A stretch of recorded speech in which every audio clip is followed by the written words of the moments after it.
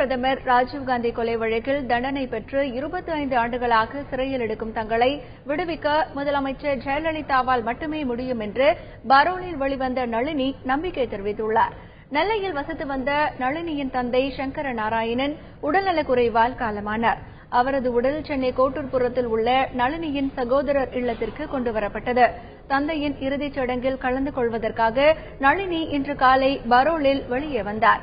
வேலூர் சிறையிலிருந்து பலத்த பாதுகாப்புடன் சென்னை அழைத்து வரப்பட்ட நளினி தந்தையின் இறுதிச் சடங்கில் கலந்து கொண்டார். பின்னர் அவரை போலீசார் பலத்த பாதுகாப்புடன் வேலூர் சிறைக்கு அழைத்து சென்றனர்.